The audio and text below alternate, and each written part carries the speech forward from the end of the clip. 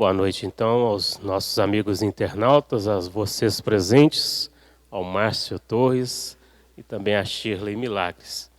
Para iniciarmos aqui, uma pergunta com a Shirley. Como levar o cristianismo para as famílias? Existe tratamento espiritual para as famílias? Boa noite a todos. É uma alegria muito grande estar com vocês novamente nessa oportunidade. E eu acho muito interessante a pergunta, porque, na verdade, a família é a base da sociedade. Nós vamos observar que nos livros de sociologia, nos livros de políticas, de maneira geral, eles sempre reforçam que a base da sociedade é a família. E a família estruturada, evidentemente, que vai estruturar melhor uma sociedade mais justa, mais equilibrada. Tudo começa no seio da família. E André Luiz e Emmanuel, inúmeras vezes, já se referiu à família como o cadinho efervescente, como a oficina de caráter. E é na família que devem ser plantadas as primeiras sementes do cristianismo. E Jesus, inúmeras vezes, nos deu exemplo da importância de se semear os conhecimentos do cristianismo na família, quando visitava as residências de Zaqueu, quando estava em casa de Pedro. Então, ele sempre deixou muito claro para todos nós que o evangelho deveria ser semeado no seio das famílias. E como isso pode ser feito? Bom, a primeira forma da gente semear o cristianismo na nossa família é através de nós mesmos. Nós somos a terra fértil e a nossa mudança de atitudes, de pensamento, a mudança das nossas reações, a mudança da nossa visão a respeito das coisas, já começa a sensibilizar e tocar o coração dos nossos familiares. Eles são os primeiros a perceber a reforma íntima em acontecimento. Eles são os primeiros a sentir o efeito da nossa mudança. Então, como levar o cristianismo? Inicialmente através de nós mesmos, da nossa entrega aos conceitos cristãos e da nossa mudança de atitude. Existe tratamento espiritual para as famílias que estão desagregadas, que estão com problemas profundos, graves? De fato, existe sim, A providência divina, ela sempre disponibiliza assistência a quem necessita de assistência. Deus não nos deixa órfãos em momento algum. E por mais desestruturada que seja uma família, sempre há algo por ser feito em favor das criaturas que convivem naquele lar. E existem várias coisas, desde a simples educação no lar, através das orientações cristãs, através da realização do momento da oração no lar, que pode ser um momento que você reúne a família num momento específico, ou pode ser simplesmente uma oração a ser feita no momento da refeição, no momento ou do almoço, ou no momento do jantar, unidos para fazer uma oração. Daqui a pouco vocês estão unidos para estudar o Evangelho de Jesus. E daqui a pouco vocês estão unidos para discutir os conceitos evangélicos e as necessárias mudanças que têm que acontecer na convivência, na relação, para que nós aproximemos mais essa família do equilíbrio, do entendimento e da paz. Evidentemente que a Casa Espírita também oferece algumas alternativas de assistência, como o passe magnético para aqueles que estão mais desequilibrados, que estão sem energia, que estão adoentados. A água fluidificada que pode ser levada para casa e pode ser oferecido àqueles que moram no lar.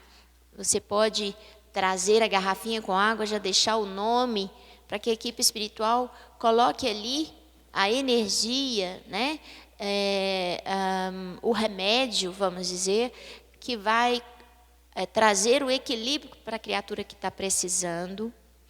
Além disso, a casa espírita oferece também o tratamento desobsessivo, que muitas vezes vai se direcionar a membros da família que estão em situação de desequilíbrio espiritual e muitas vezes sob uma forte influência de uma criatura tão necessitada quanto o próprio encarnado dos conhecimentos evangélicos e do amor, né?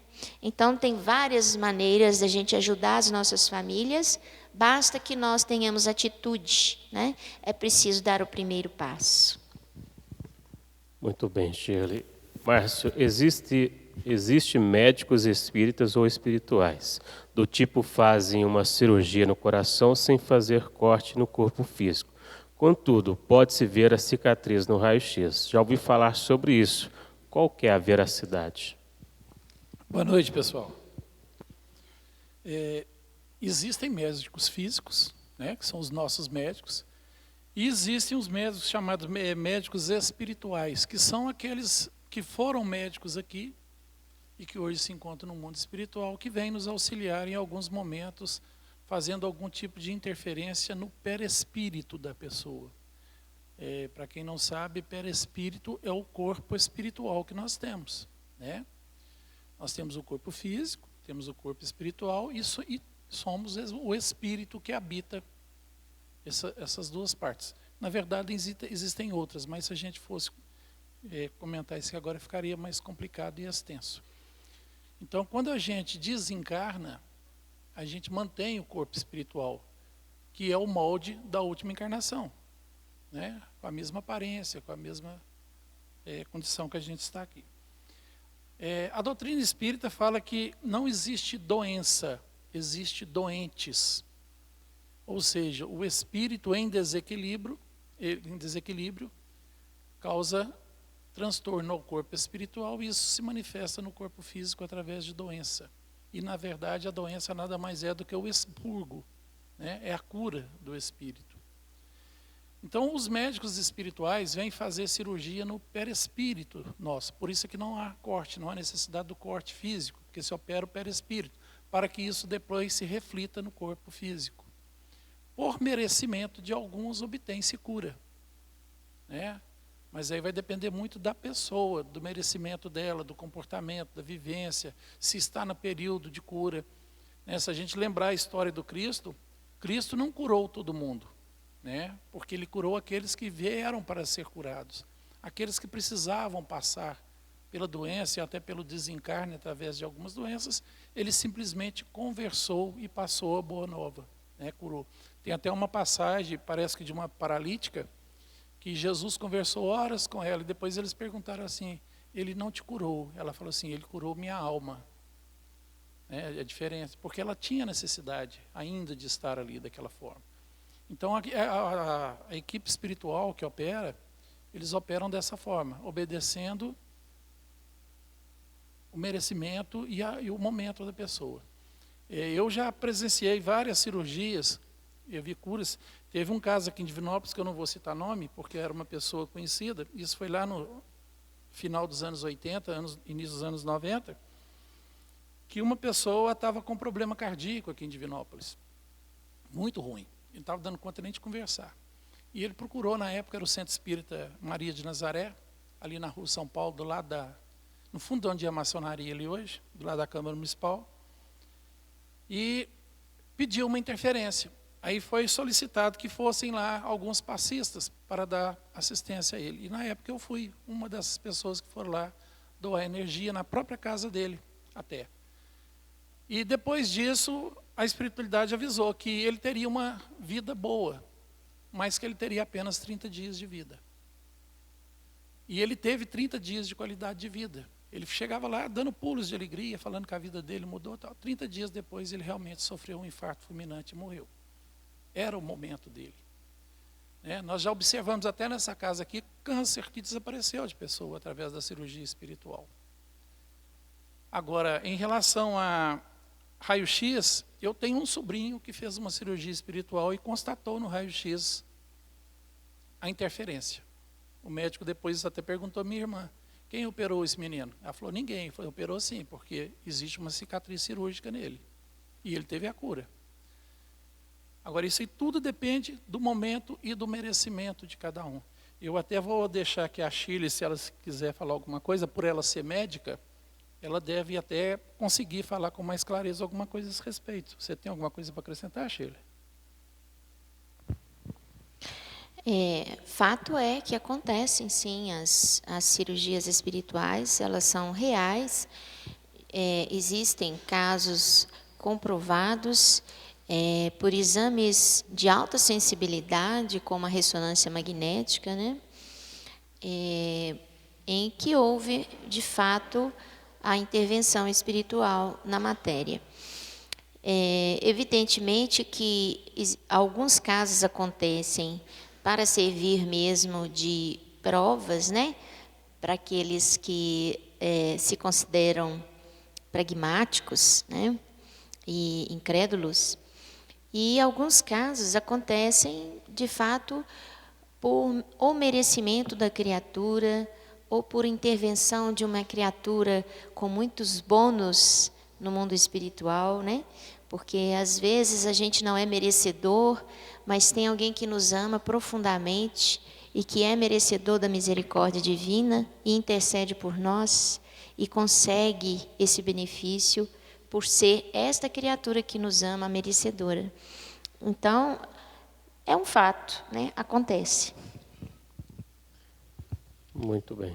Shirley, como se comportar se defrontarmos com materialização espírita fora da casa espírita? Bom, ninguém tem que sair correndo, né? Com medo, né? A materialização espírita, pelo que eu entendo aqui, que foi colocado, a gente agradece a pergunta, né? Se refere ao aparecimento de um espírito, ele se tornar visível e, às vezes, em alguns casos, tangível, né? Bom, isso pode acontecer fora da casa espírita? É claro que pode, porque depende do espírito manifestante, da permissão divina e da presença daquele médium que tem uma capacidade extrasensorial de fornecer o ectoplasma para que o efeito aconteça, né? Então, dependendo do poder mental da criatura que quer se manifestar, se tem um médium que vai doar a matéria-prima para materialização, e se há permissão divina, acontece. Não precisa ser dentro da casa espírita. Dentro da casa espírita, talvez isso aconteça com mais frequência, porque muitas vezes dentro da casa espírita você encontra maior número de pessoas com disponibilidade desse dom de doar o ectoplasma. Então, evidentemente, dentro da casa espírita vai ser mais, vamos dizer assim, frequentemente a gente apresentar-se uma materialização de espírito. E mesmo assim, muitas casas espíritas passam longos e longos anos e nunca tiveram uma materialização espiritual. Ou porque não tinha o médium doador de ectoplasma, né? Ou porque realmente não tinha muito sentido o trabalho de materialização para aquela casa. Então, existem várias razões para que não se aconteça na casa espírita. Mas fora da casa espírita pode sim acontecer. E a prova disso são as várias aparições de santos, não é? Nós não temos na história? Nós temos no Velho Testamento, inclusive, aparição de espíritos que, inclusive, conviveram com a criatura por um longo tempo até desaparecer diante dela, né? Então, primeiro, é possível a materialização. Segundo, como se comportar? Bom, a gente espera que o espírita, que conhece a existência espiritual, né, e que sabe muito bem da existência dos indivíduos fora do corpo, não vá se assustar e nem sair correndo pensando que é um fantasma que veio para fazer algum mal, né? Simplesmente aguarde o fenômeno acontecer, né? Ligue as suas antenas espirituais a Deus, deixe o fenômeno acontecer e receba a mensagem que lhe foi trazida, né? Porque se está acontecendo, uma das coisas importantes a ser levada em conta é que houve a permissão do Pai para que acontecesse, né? Se houve permissão, é porque nós temos condição de presenciar essa materialização e, por alguma razão, ela tem um objetivo que eu acredito ser muito nobre. Márcio, o que o Espiritismo tem a dizer sobre signos e zodíaco? Não o horóscopo que tenta prever a semana, mas a influência dos astros no nascimento. O alinhamento dos planetas é parte do planejamento reencarnatório ou encarnatório, ou a astrologia é um charlatanismo antigo que deveria ser sumido da antiga Grécia? Pergunta difícil, hein? Bom, primeiro que a gente tem que entender é o seguinte: nós somos seres espirituais, nós não somos seres de carne. Nós estamos no corpo de físico temporariamente, né? E a doutrina espírita deixa bem claro para nós que a nossa vida é regida pelas nossas decisões e nossas ações, livre-arbítrio, né? Então somos nós quem escolhemos. Existe uma influência astrológica no corpo físico, no meio? Sim, a gravidade influi, as energias influem, né? A posição influi. Mas isso não dita quem eu sou, o que eu faço, o que eu estarei, né? São apenas energias que a gente capta do universo o tempo todo. Nós somos bombardeados por essas energias o tempo todo. Dependendo do nosso estado de saúde, do nosso estado mental, do nosso estado físico, isso pode até causar melhor ou maior desconforto. Eu imagino que sim. Mas isso estamos falando da parte física. Agora, dizer que, por eu ter nascido em outubro, sou libriano, né? Todos os librianos são iguais? Não são. Eu tenho uma colega, vizinha até, nós crescemos juntos, por coincidência ela nasceu no mesmo minuto que eu, igualzinho. Nós somos pessoas totalmente distintas uma da outra. Nossas vidas são totalmente separadas, né? Então, assim, a gente não pode dizer que isso influencia porque eu sou do signo tal, tal lá. Não existe isso. Isso não existe. Nós já existíamos antes dessa vida. A nossa moral, a nossa conduta, o ser que nós somos, é construído ao longo das existências. Hoje eu sou o resultado de tudo aquilo que eu já fui, que eu já vivi. Amanhã eu serei o resultado de hoje. Então eu não posso dizer que nada astrológico, astronômico influencia na minha forma de ser, na minha forma de agir, na minha forma de viver, né? No horóscopo chinês eu sou dragão. Ó, para você ver que legal. Por isso que eu tenho essa cara feia, né? Cuspo fogo. Então, isso não pode influenciar na nossa vida. Então, com certeza, a Grécia era antiga, ela era muito rica culturalmente. E aqueles seres que estavam ali, na maioria capelinos, para quem não conhece a história, aconselho a ler Exilados de Capela, para vocês entenderem melhor. Eles trouxeram da constelação aquela lembrança, aquele vislumbre do que eram. E tentaram, de alguma forma, passar isso. Mas não influencia, não. Preocupa, não. Viu? Quem é aí sagitariano, câncer, peixes, libriano, aquariano, nós somos tudo igual. O que nos dita são as nossas ações, nossos pensamentos e nossas palavras. Shirley, qual a vantagem da doutrina espírita em relação às outras crenças? Todos não levam a Deus? Bom, todos os caminhos cristãos, né, eles levam a Deus, e alguns caminhos considerados não cristãos também têm por objetivo aproximar a criatura do Criador, né? Crenças orientais, o islamismo, né?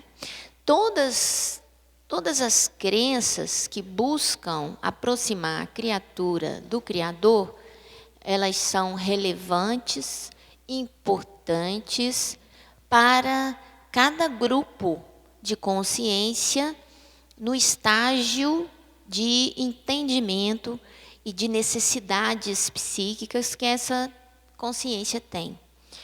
A vantagem da doutrina espírita em relação às outras crenças, sejam elas cristãs ou não, é porque o cristianismo redivivo, ele veio corporificado na doutrina espírita. Então, a doutrina espírita tem a missão de fazer-nos lembrar de todas as palavras de Jesus e, mais ainda, colocá-las de maneira atualizada frente à ciência atual, ao progresso da ciência e à filosofia.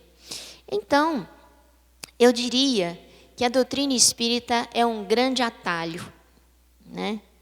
Enquanto várias crenças, cristãs e não cristãs, conduzem a criatura por tortuosos caminhos, dando muitas voltas, trabalhando muitas vezes a evangelização do homem de uma maneira ainda um pouco precária, cheia de preconceitos, de dogmas, etc.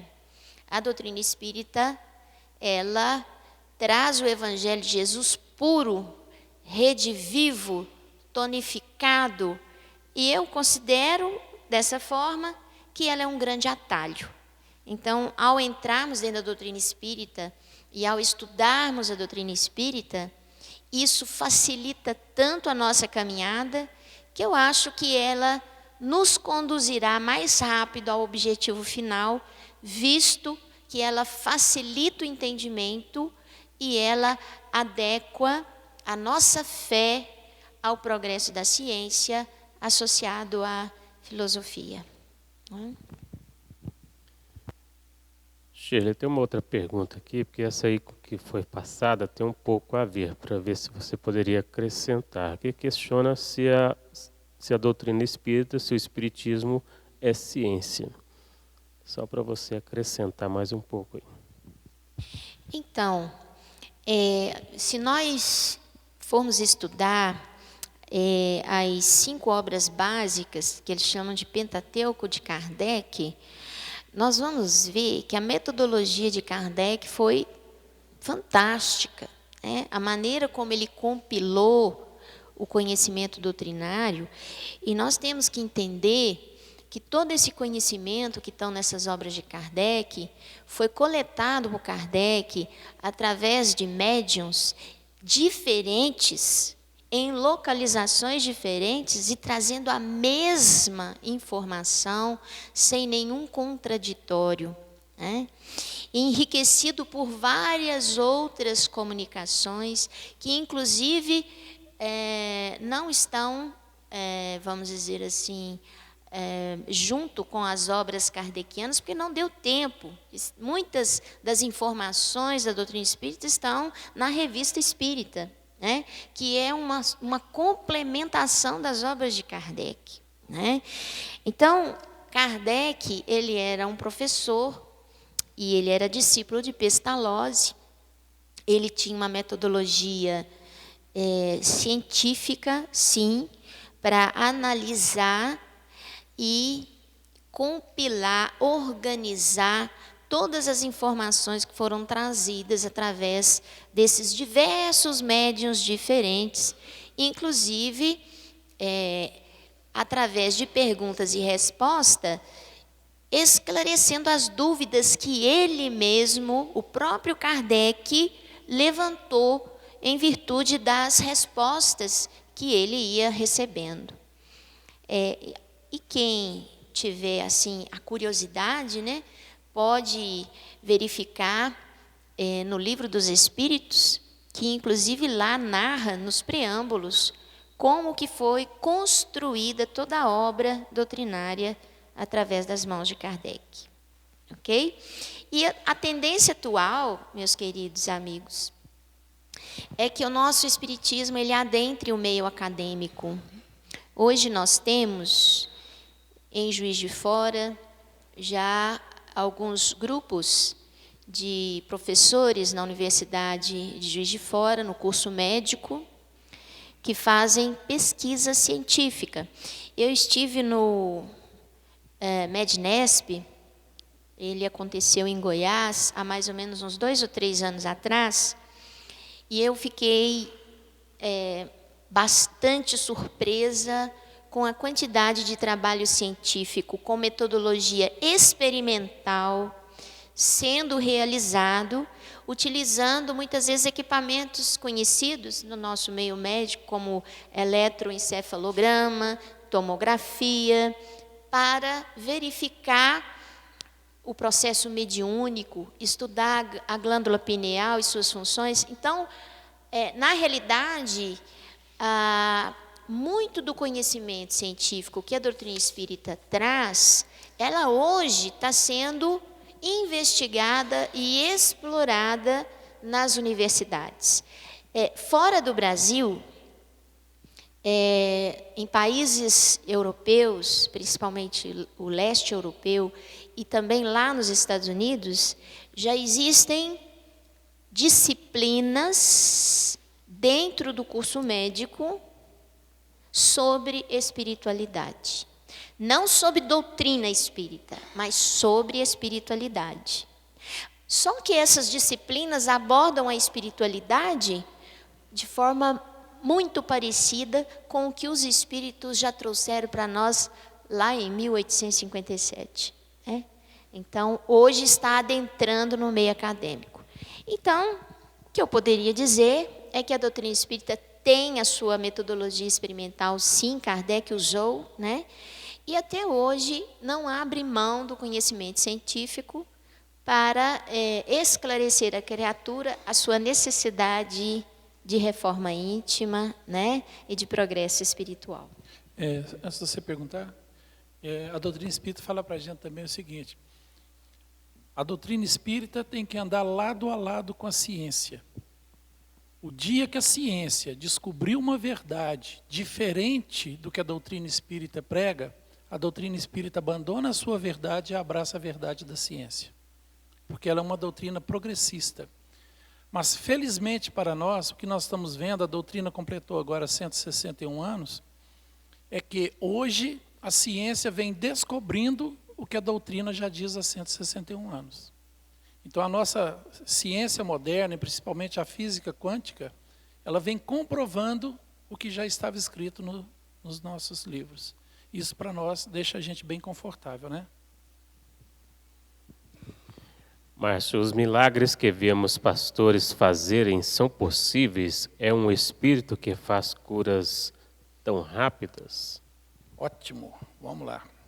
Sem querer desmerecer, né, nossos irmãos evangélicos, a primeira coisa que a doutrina espírita fala para a gente é o seguinte: milagres não existem. Nem Jesus fez milagres. Porque milagre é algo maravilhoso, contrário ao natural. Poxa, o que é natural? Não é a lei de Deus? Todas as leis que nós conhecemos, tudo que existe não é criação de Deus, e não é perfeito e imutável, quer dizer que nunca sofrerá alteração alguma. Então, como é que pode existir alguma coisa que pode ferir a lei divina? Se Deus deixou uma brecha, então ele errou em algum momento, né? O Cristo, ele não fez milagres, ele praticou ciência, alguma delas que nós ainda desconhecemos, por causa do seu grau evolutivo, do seu conhecimento e da sua capacidade, até mesmo de manipular energias, ciência. Foi isso que o Cristo fez. Porque ele, como o mensageiro de Deus, não filho, unigênito, Deusinho, ele era um filho de Deus, como eu sou, como Eurípides é, como todas as criaturas são, porém muito mais antigo e mais evoluído que nós. Ele não feriria, ele não tem condições de ferir, de abrir uma brecha, de mudar, de fazer algo miraculoso, porque a lei de Deus ela é perfeita e não sofre alterações. Então, primeiro, milagres não existem. Segundo, vamos ser sinceros, né, gente? A gente sabe que aquilo ali é manipulado. Nós sabemos, no fundo a gente sabe que aquilo é manipulado. Os que os pastores fazem ali. São atores pagos, tal. Pode acontecer alguma coisa? Pode. Pode acontecer curas? Pode. Isso não é mérito da doutrina espírita não, nem da igreja católica não. Jesus falava assim, onde 2 ou mais estiverem reunidos em meu nome, lá estarei. Ele não falou nome de religião não. Não existe religião melhor ou pior, não. Não existe.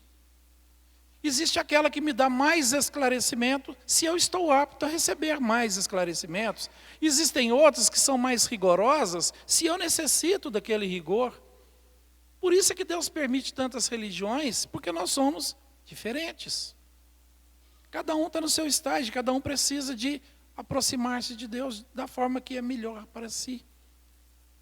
É lógico que existem seres que abusam, aproveitam disso para ganhar alguma coisa em troca, se favorecer. Mas isso é problema deles, não de quem busca. Quem está ali buscando, está buscando a Deus, está buscando a sua paz, o seu equilíbrio, a sua fé. E nós temos que respeitar. Então, na verdade, possível milagres não é. Isso não acontece. Pode haver curas, como acontece curas aqui, acontece na doutrina católica, acontece no budismo, no islamismo e em todos os ismos que existem. Existem, como nós já falamos aqui, depende do merecimento de cada um. Tá? Mas a maioria ali a gente sabe que é mais teatral mesmo, infelizmente. Né? Shirley, o Espiritismo consegue me ajudar com o conhecimento a perdoar verdadeiramente as pessoas que me feriram profundamente, a fim de não carregar ódio ou dor de fatos que já me aconteceram nessa vida e para que eu consiga me ver livre de fardos que carrego pelos traumas que passei, exemplo, abuso, violência, desprezo.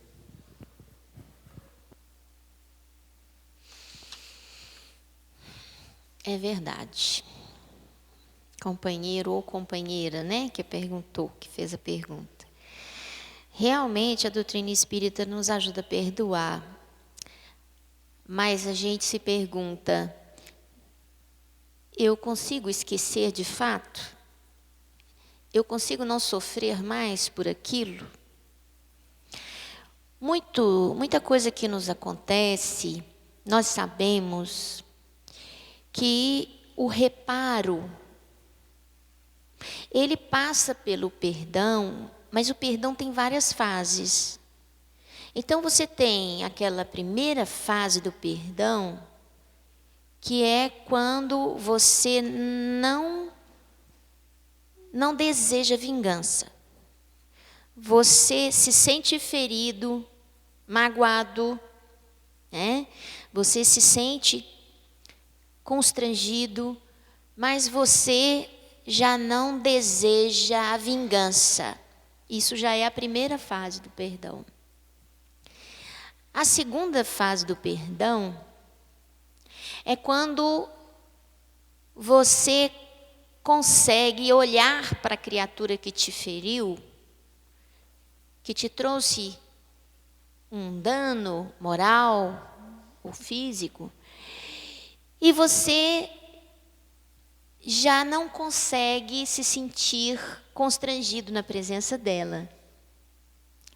Você já consegue se sentir natural. Está ali a pessoa que me feriu, mas ela não me incomoda em nada. É como se o fato já tivesse sido colocado no passado, não fizesse parte mais do nosso presente. E a terceira fase do perdão, que é quando eu sou capaz de amar aquela criatura e desejar verdadeiramente o bem para ela. E mais ainda, ser capaz de lhe estender a mão com amor, como se fosse alguém que me fosse muito caro e que eu pudesse ajudar com alegria. É a terceira fase do perdão. Muitos de nós, geralmente paramos na segunda fase. Quando nós conseguimos não lembrar mais e não deixar que aquele fato fica no passado e ele não faz mais presença no momento que eu vivo. Eu não me incomodo mais.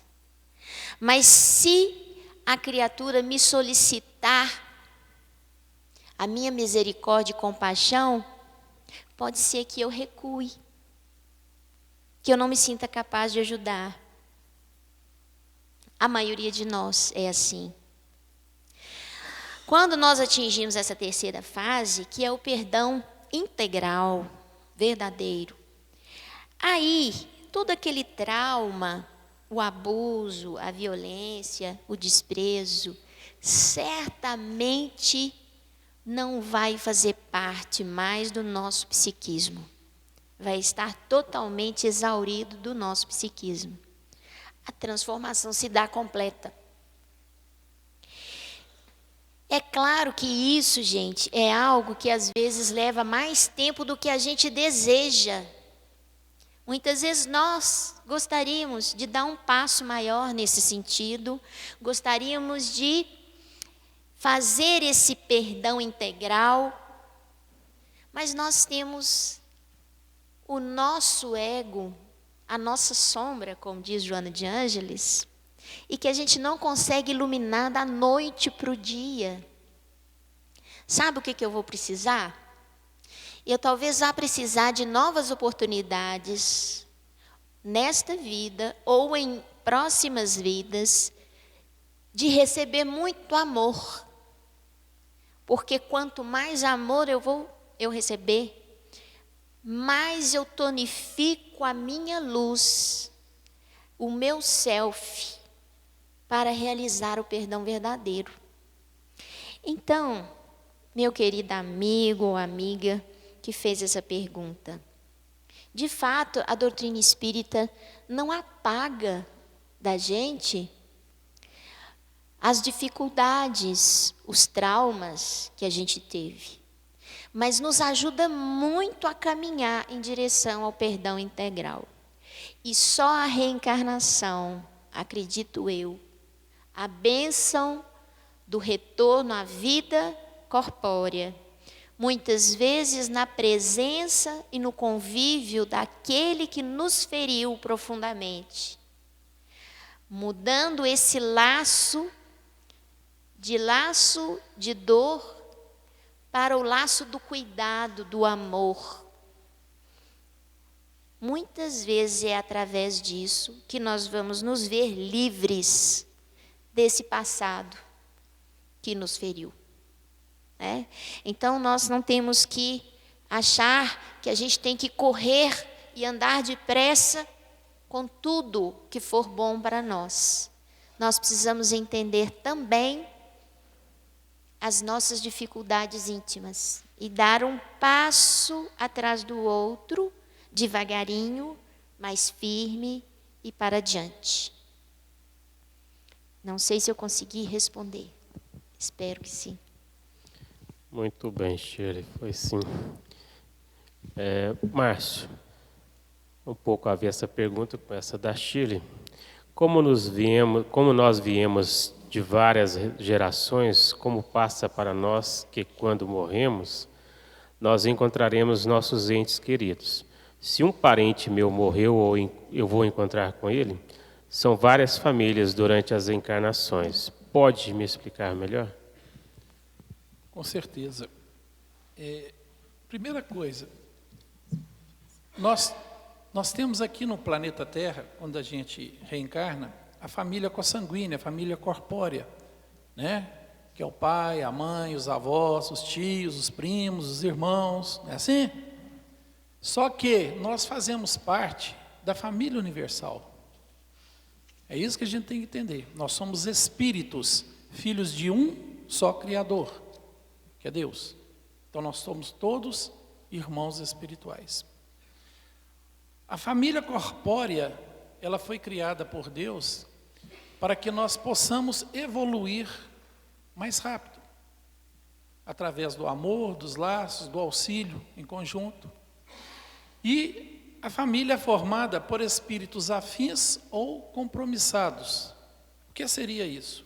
Espíritos afins são aqueles que já vêm caminhando algumas reencarnações juntos, já desenvolveram um laço de amor, de afinidade, de compromisso, né, de união.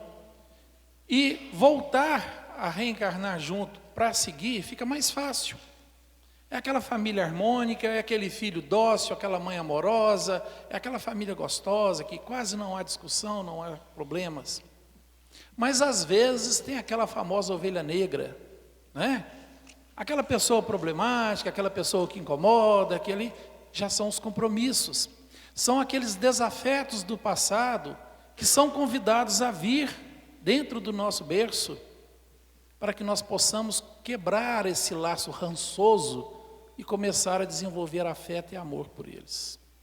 Aí é mais conflituoso mesmo, porque já não combina tanto, mas são os nossos maiores compromissos, nossas maiores obrigações, estar com essas criaturas. Entendeu como é que funciona a família? Nada acontece por acaso, mas na maioria das vezes o grupo familiar se mantém. Nós nascemos praticamente no meio das mesmas criaturas, não na mesma ordem. Meu pai vai ser sempre meu pai, minha mãe vai ser sempre minha mãe, eu vou ser sempre o filho, vou ser sempre o marido. Não. Isso muda, de acordo com a necessidade de cada ser. Isso muda. Então eu já posso ter sido pai, já posso ter sido esposa, porque espírito pode reencarnar tanto no sexo como no outro, né? Para quem é machão aí pode ter certeza que já foi e vai voltar a ser. Né? Para quem é mulher também, viu? Achando que o maridão aí está ruim, mas pode vir também maridão uma hora. Né? Então assim, nós somos espíritos, seres em estágio evolutivo. Não tem como eu atingir a evolução sem saber o que é ser uma mulher. Se eu nascer só como homem, como é que eu vou saber o que é uma mulher? Os sentimentos, a vivência, o comportamento, ser mãe. Né? A mulher é a mesma coisa, ela tem que aprender também os sentimentos masculinos, para que tudo se complete. Para que tudo se complete.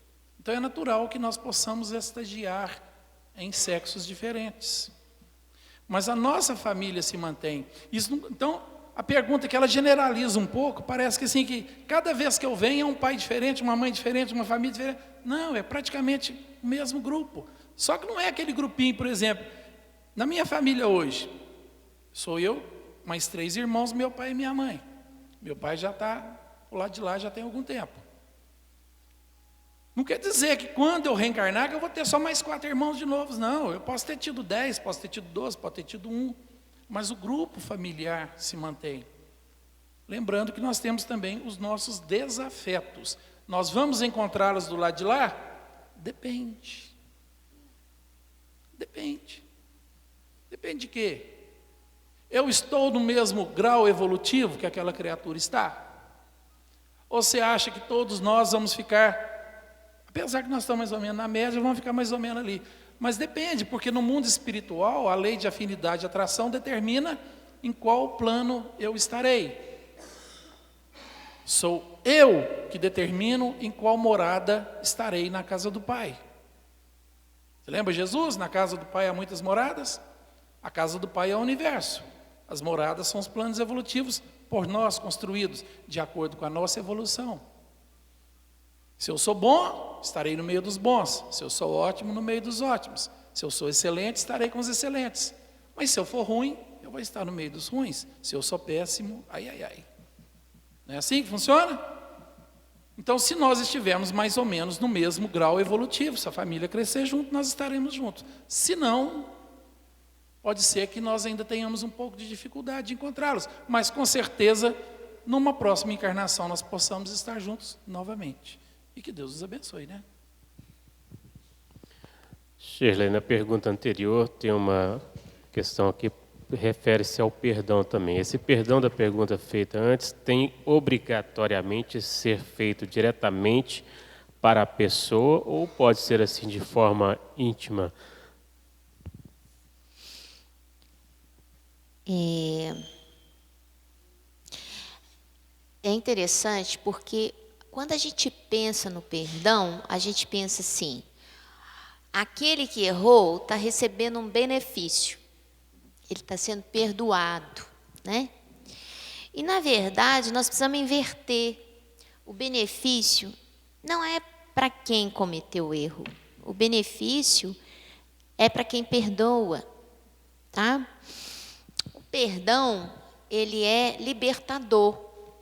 Quando a gente perdoa alguém por uma dor que esse alguém nos provocou, nós estamos desligando o nosso psiquismo da dor que aquela situação nos provocou. Nós estamos desligando, estamos em processo de desligamento. Daqui a pouco a gente tem o processo de desligamento total, completo. E o outro que foi perdoado, como que ele vai se sentir? Não é responsabilidade sua. Não é responsabilidade sua. Quem foi perdoado vai receber o perdão de acordo com a condição que ele se encontra. E é certo que essa criatura que foi perdoada e que foi a razão da dor, ela criou, junto à justiça divina, um processo expiatório, que ela depois vai ter que rever isso, o seu comportamento, a sua atitude, ela vai ter que rever. Ela vai ser levada a situações educadoras da alma, para que ela trabalhe nela a origem do mal que ela cometeu. Se ela cometeu aquele mal porque foi vaidosa, situações vão ser criadas para que ela observe que a vaidade a prejudica. Se ela cometeu aquele mal porque ela é orgulhosa, situações vão acontecer para educar aquela alma, derrubando nela o orgulho, mostrando a ela que o orgulho só mal está lhe fazendo. Então, o que acontece com a criatura perdoada e a justiça divina é responsabilidade da criatura, não é nossa. Aquele que perdoa, ele se liberta do fato. E não há necessidade absoluta que quem cometeu aquele mal e nos prejudicou, que tenha necessidade de fazer a sua expiação junto de nós mesmos. Muitas vezes ele vai aprender aquela lição junto de outras criaturas, em outras situações em que nós nem estaremos envolvidos. Entretanto, só o fato de nós perdoarmos de verdade nos cria uma proteção espiritual, nos dá sabedoria para lidar com novas situações. E uma capacidade de perdoar, ela simboliza muito a capacidade de amar, né? Muito bem, Shirley. Nosso tempo encerrou. Nós agradecemos a todos, agradecemos a Shirley, também ao Márcio e até daqui a pouco com a palestra pública, hoje com o tema Em Espírito, que será com a nossa amiga Shirley Milagres.